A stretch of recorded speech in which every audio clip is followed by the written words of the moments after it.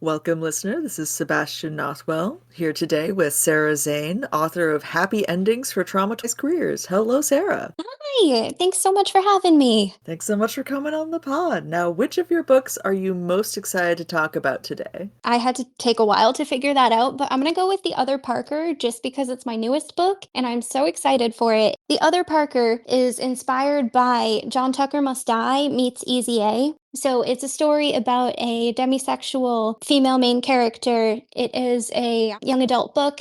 The demisexual girl ends up fake dating the high school quarterback in order to get revenge on him and ends up falling for his sister. It's really cute. I am obsessed with it. I'm excited for it as well. I did always hope growing up and watching heterosexual love triangles play out on screen. It always seemed like the people in competition for the one person had more in common with each other than they did the person they were trying to date. No, literally.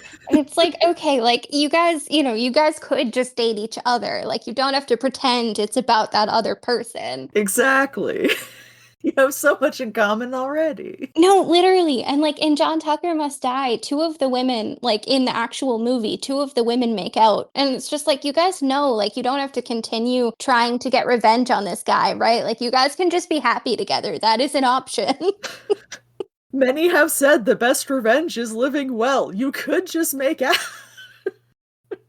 But yes, the other Parker sounds like it might scratch that particular itch for a lot of readers. Yes, absolutely. It is all about queer joy and high school hijinks and a little bit of revenge. We could all use a little bit of revenge. Yes, absolutely. I love writing revenge stories, especially fun ones like that. Now, do you have a favorite character that you've created? I got to answer that with two different characters. So I'm cheating and I'm saying that there's a favorite character that I've written and there's a favorite character that I've created because one of my books is a Sapphic Great Gatsby retelling. All right. I cannot say that I created them, but Jordan Baker is my favorite character of all time. I'm obsessed. Yet another book where I read through it and I was like, this would all make a lot more sense if everyone in this novel stopped trying to be straight. Right, it very clearly is a gay book. I will die on the hill that Tom is the token straight of the Great Gatsby. So I rewrote it and I fixed it. I stuck to canon. I just brought out the gay undertones that weren't even really undertones. That book is so gay. But it took me forever to figure out why I was obsessed with Jordan. And it's like, oh, because that's a lesbian. And so, like, once I figured that out, I was like, that makes so much more sense. But yeah, she has like so much sapphic yearning for Daisy because the book is a Daisy Buchanan Jordan Baker pairing because that's what made sense to me. Daisy's bisexual in the book, at least my book, and I believe in reality if F. Scott Fitzgerald had had some audacity, but he unfortunately wanted to pretend that he was a straight man. I still think that him and Hemingway had a thing. I don't know if you're into the classics, but I'm convinced that F. Scott Fitzgerald's was fucking Hemingway. I'm convinced. Or at least wanted to be. Yeah, I don't know that they were acting on it, but I feel like there were a lot of unspoken desires floating about the literary scene at that time. But anyways, I got on a bit of a tangent there. So I love Jordan Baker so much, both in the original and in my story. She was so much fun to write, but I can't, say that I created her because I didn't, but she was very fun to write. So my favorite character that I've created is oh, that was hard, but I'm going with Rihanna, who is from the Siren Song. She is a ex-nun turned pirate who escaped the nunnery in order to go find her lost love, who the patriarchal religious saints that are running the nunnery that she's at had kidnapped and taken away this woman that she was in love with. And she decided that her life wasn't worth it if this other girl wasn't there. So she was determined to do everything that she could to find her. So she escaped the nunnery and now is sailing the ocean trying to find her long lost love. And it's just adorable. I love stories like that where, like, there's so much like sapphic yearning in there. I don't know, sapphic yearning to me just hits differently, but yearning in general, that queer longing is like when you see it play out right in books and you see like you get that payoff where they end up happy together, because that's the thing about my books. They will always have a happy ending. I guarantee that. I write happy endings for traumatized queers. It might be a bit of a journey to get there, but there will be a happy ending. And so I love seeing that like queer yearning end up with that happy ending. Absolutely. I don't know how into YouTube you are, but the video essayist Strange Aeons has a great series on the Sapphic history of nuns and Catholicism. Oh, I love that. Well, because that's so sapphic to, like, sign yourself up to live your life without men. Like, oh, you mean I can go in that fancy castle-like building and I have to pray a few times a day and I get to stay away from all of the men? Like, okay, that's so sapphic. If you find men repulsive, the nunnery does seem like an excellent option. Right? Like, they feed you, they clothe you, they house you. Like, you pretty much have it made if you're not trying to have a romantic entanglement with a man. Speaking of writing happy endings for traumatized queers, what drew you to your subgenres? I'm bisexual, and I like to say that because I'm bisexual, I write across genres because you couldn't ask me to pick one. I love them all. So I have written a little bit of most subgenres. I say that I write sapphic out of spite because eventually I want to have a book in all of the fun genres, or at least the genres that I enjoy. That way, when I do a lot of events, and a lot of the time, unfortunately, people will come up to my table and be like, oh, like, they'll find out I write sapphic and they'll be like, oh, that's just not for me. And like, that bothers me because the inside thought that they're not saying is that they don't want to read sapphic. What they're telling me is, oh, I don't read those genres. And it's like, oh, you don't read romantasy, you don't read cozy fantasy, you don't read rom-coms. Like, I have spicy, I have closed door, I have YA, like I have a little bit of everything. And so now I like to joke that it's sapphic out of spite because now they're going to have to look at my table and find some other way to attempt to politely tell me that they don't read sapphic. Now, there's a motivation I can get behind. Right. Well, and I also tell people that every time that happens, because unfortunately that happens a good amount, where people will come up to me and be like, oh, I just don't read sapphic. Or, sometimes they say the quiet part out loud and it's just like, oh, you write the wrong kind of queer. And it's like, okay, that's not real ally-ness of you, but okay. And so I say that every time some interaction like that happens, I add a new sapphic book to my catalog, and I have not run out of sapphic books to write. So that's where we're at right now. Eventually, I do plan to write other types of queer pairings, but I have not run out of sapphic material. So You got plenty to work with already. no, absolutely. And I like to give myself fun challenges like that. Like my first book, the Sapphic Great Gatsby retelling, it's called Beautiful Little Fool. That one, I took Daisy Buchanan and made her my main character just because I hated her so much. And I'm like, I want to give her a redemption arc. But she was unbearable in The Great Gatsby because it's from Nick's point of view, and Nick is in love with Gatsby, and Gatsby, arguably got screwed over by her. And it just was very much Nick's point of view on that, but she is so unlikable. And I'm like, okay, but like, if you unskew this and take away Nick's like very clearly biased opinions about this, how would I write her? How would I make her, into a more likable and realistic character? Because I was convinced that, well, I'm convinced that Francis F. Scott Fitzgerald put Daisy in there as a stand-in for his wife Zelda, and then he made her the most unlikable person ever because he could not stand his wife. And I wanted to fix that. It's amazing how much more bearable a female character can become when you put her in the context of a narrator who understands just how much it fucking sucks to be a woman in the 20s. Literally. Well, that, and obviously I'm convinced that he stole this book from his wife. I don't know how much F. Scott Fitzgerald, Great Gatsby lore you know, but there's a lot of precedent and a lot of evidence that he potentially could have taken the Great Gatsby from Zelda. There was a lot of taking credit for women's accomplishments in the water at the time. No, absolutely. There is also today, but Yes. No, but, and well, I mean, it's gotten a little better, I would hope. But I named the book Beautiful Little Fool because you will never convince me that Daisy's line about how she hopes that her daughter is a beautiful little fool because that's the best thing a woman can be in the world, you'll never convince me that was written by a man. No. No, absolutely not. It's one of those lines that a man overhears a woman say at a party and is like, you know what? I did this. I said this actually. No, for real. But yeah, so I wanted to give her not even a redemption arc, just a fair story. But I like to give myself fun little challenges like that, where I look at a book and I'm like, okay, like that's cool that it was written that way, but like, what about these other characters? What would they have been thinking? Or like, if it wasn't from this person's point of view, what would that have been like? I feel like a lot of growing up queer trains you to do that in many ways. Exactly. Because, like, if queer characters appear at all, they're sidekicks or villains. So it's like, okay, so how does this whole thing play out from the point of view of the character I actually identify with? Right. Interesting. Yes, because you relate to them more and you have to force yourself to be able to step away from the bias of the main character that, sometimes isn't all that likable and figure out what's going on with the other characters. One of my books that always makes people laugh is called Under Lock and Key, and it's a Bluebeard retelling, but it's a cozy fantasy. And people always give me a hard time about that because they're like, "Girl, you write happy endings, but this is a Bluebeard retelling." And I'm like, "Okay, but just stick with it." And it's like, "I know, but like I gave myself a fun little challenge. I took the story of Bluebeard, which is inherently, a tragic horror murder story, and made it cozy and gave it a happy ending because yeah, I like doing fun things like that." Interrogating the text from a fresh perspective every time. Yes, fresh perspective and make it queer.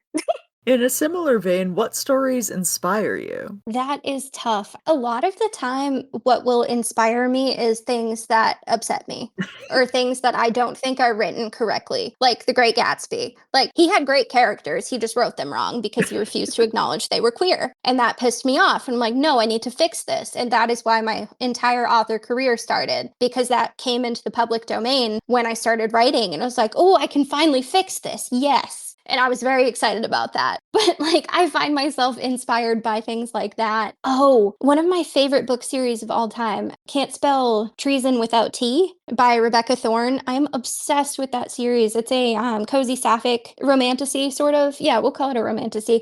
But it's this adorable sapphic cozy fantasy story about these two women. And it was so, like, it changed the way that I thought about storytelling because when you start the book, they're already together. Like, their romance has happened. They are happily together and they end up running away to a new kingdom and they're trying to figure out how to navigate their life together in the new kingdom. And it was just so groundbreaking to me to see like that you didn't have to like go through that third act breakup and you didn't have to go through all of the emotional turmoil. You just got to see these two queer sapphic women happy together and making things work and communicating and having a healthy relationship. And it's like, wait a second, like you can just start with that. Like you don't have to like write all of the trauma and the difficulty of them getting to that point. Like you can just start at the happily ever after. Like that was so cool to me. And I love that book so much. All of them. They've all been great, but specifically the first book just like changed the way that I thought about where stories could start. Kind of upends your whole conception of story construction. Right. Because, a lot of the time it was, especially like I'm big into the classics and fairy tales. And a lot of those stories, they have a specific structure to them. I didn't study story structure. If you give me a list of like a laundry list of things I have to do, it's going to be way harder for me. So I'm mostly a vibes writer, but there are certain beats that you are supposed to hit. I opened that book and was like, wait a second, like you can start with the good part. Like you don't have to put them through like all sorts of romantic trauma. Like you can have the plot, you can have a romance and like have the story focused on the romance without the romance being the biggest plot point. It was just really cool to see. I do tend to prefer external conflict when it comes to my romances rather than conflict from within the relationship. No, absolutely. Right. I've been reading way more fantasy lately, like specifically cozy fantasy, because I've been looking for things that aren't too stressful. But I've been finding that I've been leaning toward fantasy in general because rom-coms and romance have been stressing me out too much lately because I will put them down at like the 75, 80% mark because the third act breakup is coming. And I'm like, okay, but like they're happy now. Can the book just end here? Like, I don't want to know what's going to happen after this. They're going to be upset. Bad things are going to happen. And then I might not even want these two people together. And so yeah, it's hard to avoid third act breakups in books sometimes, but you'll find for the most part that mine do not last long because I cannot handle them. I want to say the longest one lasted for like 3 chapters, but that's only because I did a flashback in 2 of those chapters. And I could not stand them being mad at each other for longer than that. It was like, absolutely not. Like, you have the flashback to clear up, like, because they're both like having this epiphany at that moment to figure out what went wrong and why they're still miscommunicating. And so I do the flashback to explain that. And then it's just like, okay. And then they fix things because no, there's too much trauma being queer in everyday life to then have trauma in your relationship. Like, I cannot read about toxic queer relationships. It's just like, nah, like the characters can be toxic to the rest of the world, but I do not personally like it when they're toxic to each other. Different strokes are different strokes, but yeah, Yeah. I do sometimes get the impression that authors feel kind of trapped into the third act breakup structure because like there has to be conflict before the resolution and the denouement, and like you need the climax, and it's like, all right, but the conflict doesn't necessarily have to come from the two people in the relationship breaking off the relationship. Like, it can happen that way, and a lot of times in many genres like contemporary, it's easier to have it happen that way. But in, like you said, if there's a fantasy or sci-fi or other genre where like a guy with a sword could come in and say have at you, that can also provide some drama and tension to will they make it. That doesn't necessarily affect the relationship quality itself. Exactly. Because in that situation, it's like, oh, are they going to live? Not, oh, are they going to still be in love? It's like, no, like they can die as long as they're still happy together.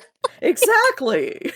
I can fix the dead part as an author. I can't fix the I don't think they're right for each other anymore part. No, literally, because some of them do it really well and like it's believable that these characters will be together, but sometimes it feels forced. And it's like, no, but like a homie, if the main character was my friend, I'd tell her to leave him. Like, they don't make sense together anymore, and that's okay. But that's not with this, like, they should not be together. No.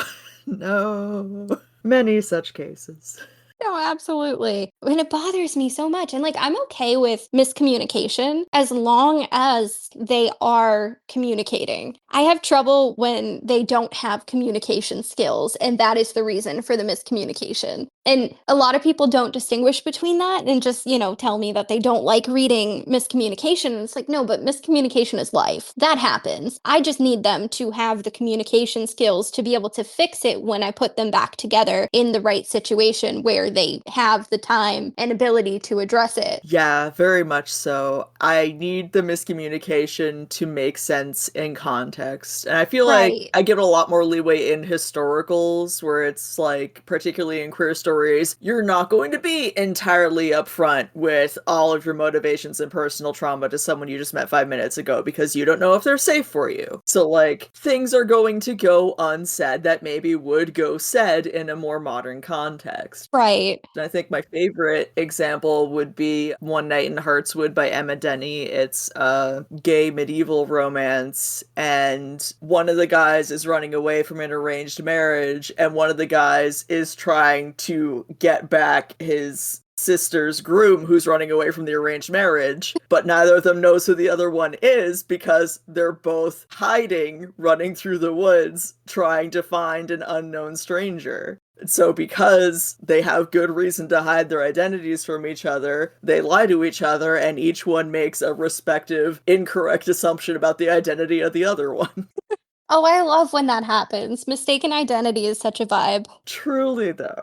And I feel like you rob yourself of a lot of possibility if you just insist that everyone has to communicate clearly at all times. It's like, no, miscommunication can happen. Right. Well, that's not realistic. Yeah, Right. Like, exactly. based on where you are, like, in your life and based on where you are, like, in a physical location and how the person initially approaches you, all of those factors are going to change how you react to them. And, like, yes, it'd be great great if you understood everybody's motivations and were able to properly communicate with everybody, but that's not how life works. No. And also, you, the reader, know that one of the protagonists of this book is a good guy who should be trusted, but that's because you're the reader and you're reading his point of view. Right. You know significantly more than the characters who are in the story, who are still figuring each other out. Uh-huh. What are some themes you love to explore and or revisit in your writing? I'm gonna approach this sort of from a trope point of view, but like my favorite thing to write about is found family. I love writing that queer joy, that found family. Like a lot of my readers will tell me, well, okay, they've gotten used to it now, but at the beginning, they used to tell me that, hey, like all of these people are queer. Like, you didn't even put in a token straight person. It's like, no, no, no. You don't understand, though. We're queer. We travel in packs. It is safer that way. It made sense to me because, the second you have like one or two queer people in a friend group, most likely the rest of that friend group is going to be some flavor of queer. So it made sense to me to write it that way. But yeah, so I love writing found family, which inherently, to me at least anyway, I wouldn't say it's a requirement for queer books, but you see it in a lot of queer books. And I don't know that I could name more than like a couple of queer books that didn't have a found family aspect in there somewhere because it's so important in our queer lives to have those people that understand us and those people that chose us. And yeah, no, I love writing found family, and I also love writing queerness as a strength. My newest book, The Other Parker, the female main character is demisexual, and in the context of the book, they pick her to be the person that fake dates the guy they're trying to get revenge on because she's demisexual, and she already hates this man because she knows so much about him and saw him cheat on her cousin, and it was this whole big thing, and she will never like this man. And because of that, she is the perfect person to enact this revenge plot because they were worried that, like, he's handsome, he's a smooth talker. They were worried that if anybody else had tried it, they would have ended up catching feelings for this guy. But my main character cannot be convinced to like him because she is demisexual and she already hates him. But she doesn't have those same qualms with his sister. And the more time she spends with him, the more she's around his sister, who is nothing like him and is an adorable theater geek. And I love her so much. But yes, getting to write queerness as a strength makes me so happy. It is refreshing and, dare I say, empowering to have queerness as a strength in stories. Yes. And yeah, circling back around to found family and hey, how are all these characters queer? I feel like when a reader says, why are all the characters queer, that seems unrealistic. What I hear is, I'm the token straight friend and I don't know that I'm the token straight friend. That isn't going to get introduced to my token queer friend group. Because I've proven through my remarks and deeds that I am not safe to bring around other queer people. No, for real. Well, it's more like, people will be like, oh, well, you're all about having representation, but like, where are the straight people? I was like, well, I'm sure they exist somewhere, just they're not the focus of the story. Have you tried picking up every other book? No, for real. It's also so hard to me because I'm bi and I'm also demi. And so, like, in my mind, every new person that I meet, I just assume that they're bi slash pan until proven otherwise. Like, until you tell me what your deal is, I'm going to assume your deal is anything. Like, until proven otherwise, I'm going to assume that you are bi slash pan. And so that happens a lot in my writing where until I figure out who they're supposed to be with, it's like, oh, this person is, bi slash pan. And then when I figure out their pairing, I'm like, okay, does that still make sense that they like, are bi slash pan? Or like in this context, now that I've developed them more, would they not be? And so then I have to deal with that. But yeah, everybody in my books and in my head when I meet new people starts as bi slash pan. That is my default setting. It's a very swords point approach to world building, queer until proven otherwise. Well, that's how I approach life, so that is how I approach my writing. And actually, it's funny, I like to bring this up every once in a while, but one of my books, Cosplay and Confrontation, I ended up having to pull the book and do re-edits because I got enough reviews and people that reached out to me to let me know that like, hey, so this was a great story, but you keep saying that this girl is bi, but she's very clearly a lesbian. So then, I sat down, I reread it, and I'm like, oh, Oh, crap. Okay. Yeah, you're right. All right. This is a lesbian. So then I had to go and fix it because it was going to bug me. And like, if that's not the bi experience, I don't know what is. Because it's just like, the bi to lesbian pipeline ended up in my book because I messed up. I was wrong. And it was so, like, I know that I wrote these characters. And so, like, technically I could have just been stubborn and been like, no, she is bisexual. And she wasn't. She was a lesbian. And it's fine. I fixed it now. But yes, I find it highly amusing that I made that mistake in my own book with my own characters. Oh no. So yes, when people figure that out, because I didn't really distinguish the two editions, I just went and fixed it. So every once in a while, people would be like, "Hey, did she?" And it was like, "Yep, yeah, she re-came out. It's fine. We're ignoring it. We're accepting her for who she is now."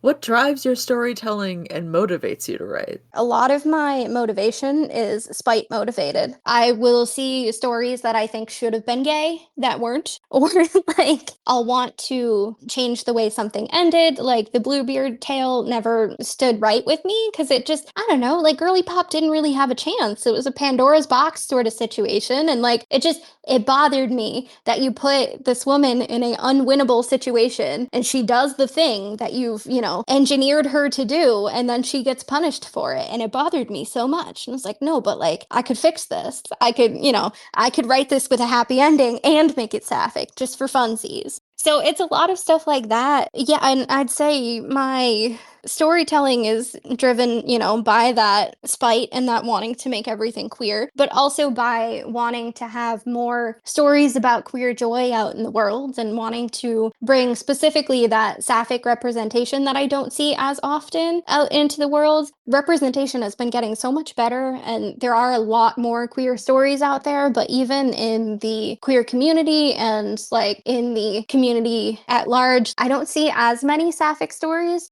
So it's really important to me to have that sapphic representation out there, especially because I do get told a lot that like people aren't looking for sapphic stories. And it's like, okay, well, you're not looking for me then. Move on, please. Like I'm not going to write to market. Not that there's anything wrong with that, but when people come to me and tell me that me writing about my identity is wrong, I'm going to continue to do that.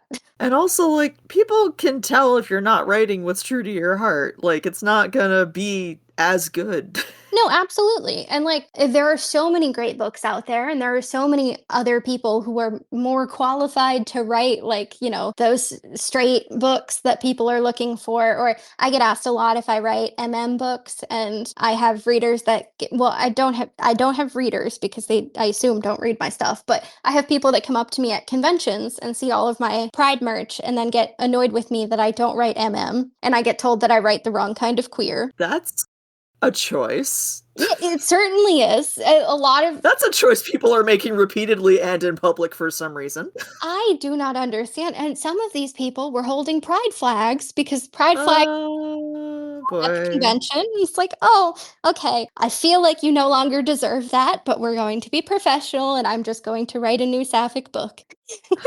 Oh no.